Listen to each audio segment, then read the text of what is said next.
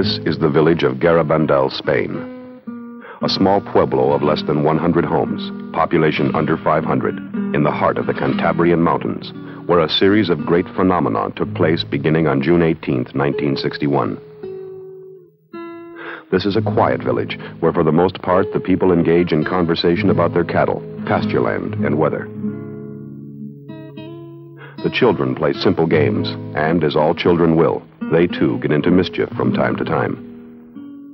On Sunday, June 18, 1961, Mary Loli Mazon, Jacinta Gonzalez, and Conchita Gonzalez, all age 12, and Mary Cruz Gonzalez, age 11, slipped away from the square, the center of all town activity, and, at the suggestion of Conchita, ventured a daring escapade.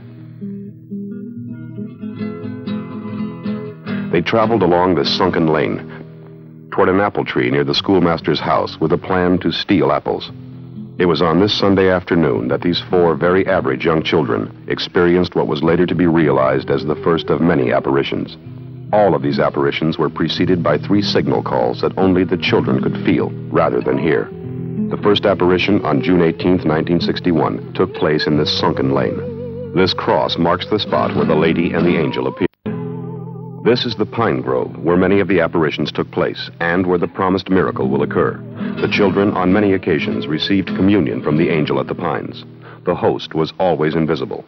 Many skeptics asked for proof that all was not a fraud.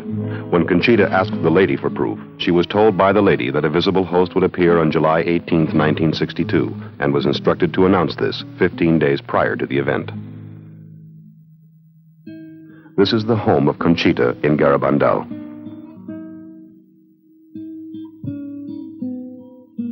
Her mother walks toward the spot where the miracle of the visible host took place. On July 18, 1962, before a large crowd, Conchita received communion, and the host became visible for all to see. This photo of the event was taken at night with only a flashlight for illumination. Today, this simple wooden cross acts as a marker to remind the world of the great phenomenon which took place here. This is Conchita Gonzalez with her mother and 2 brothers near their home in Garabandal today. As you can see, she is no longer a 12-year-old child. Conchita is a nurse who is dedicating her life to helping others and spreading the message of Garabandal, as she had been charged to do by the lady over 10 years ago. The following message was the first the children received on October 18, 1961. We must make many sacrifices, perform much penance, and visit the Blessed Sacrament frequently. But first, we must lead good lives. If we do not, a great chastisement will befall us. The cup is already filling up, and if we do not change, a great chastisement will come upon us. Recently, Conchita Gonzalez was in New York City working with Dr. Dominguez, specialist in internal medicine. We were privileged to meet and interview Conchita at that time. We now translate and share that interview with you. Talking with Conchita is Dr. Dominguez. Do you remember as a little girl ever playing games which involved the lady? No, never. We never played games like that. Well, why do you think the lady chose you? I just don't know. Conchita, is your life different now than it was before the apparition? I think it's very different. Mm-hmm. However, before we were little girls, and now we're grown up. I can't say what part of my life has been different than it would have been without the apparitions. I believe they've changed all of my life. Well, do you think that if you never had these apparitions, that you'd be living the same life as you lead now? No, definitely not. Well, Conchita, have you ever denied the apparitions?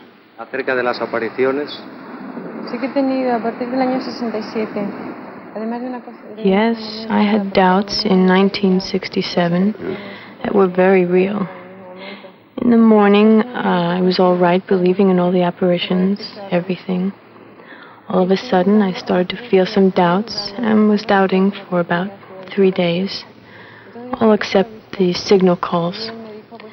I went to the bishop and told him my doubts. And he told me that since I felt this way, I should not talk about the apparitions. After that, when people asked me about the apparitions, I told them I didn't like to talk about them. Sometimes I wanted very much to talk about the lady. But then since I had these doubts, I preferred not to. Then again, I thought if I did not talk, the lady would think I was a traitor to her. But I was afraid if I spoke about the apparitions, I might be doing something bad to the people because of my preceding doubts. So you see, I had all of these problems within me. Right. You know, I'd like to talk to you about the events in your little village of Garabandal in 1961. Now, do you remember what happened there on the 18th of June and what you were doing at that time?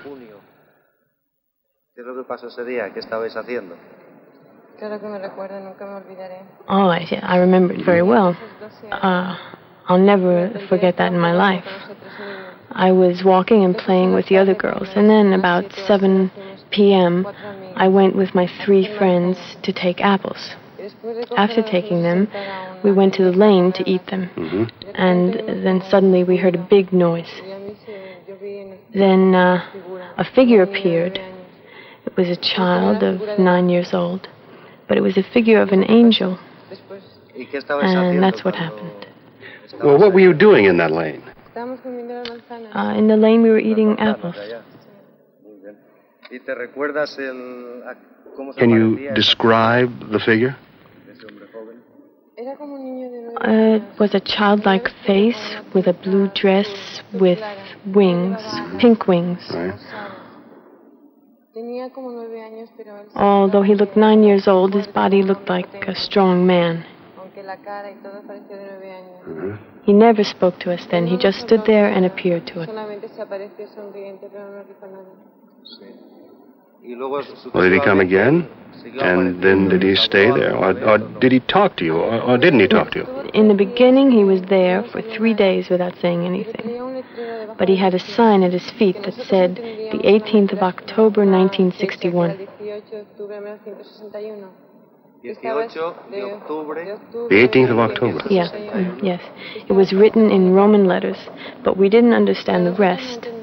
One day, about the end of June, he told us that on the 2nd day of July we would see the lady. The 2nd of July? Yes, the lady came and explained the writing that we could not understand. She told us to tell the message to the people on October 18th, 1961.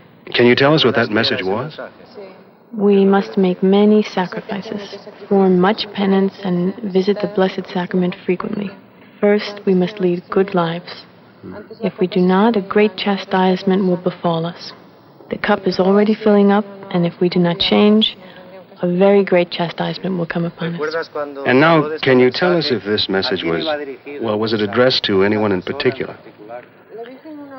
The lady said the message was to be given to the whole world, not to anyone in particular.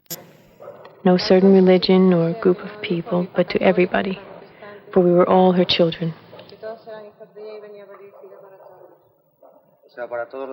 So not just for people there in Spain or here in America or Russia? No, for everybody, everywhere. Well, do you remember what she looked like? She was more like a young girl of 18 or so, very beautiful. She came with a little boy at times. We thought it was the baby Jesus. She wore a white dress and a blue tunic. Her hair was long and brown. He told us the message, then started to talk to us like a mother with such great patience and love. She spoke to us about several people in particular before she left, saying that she would be back the next day.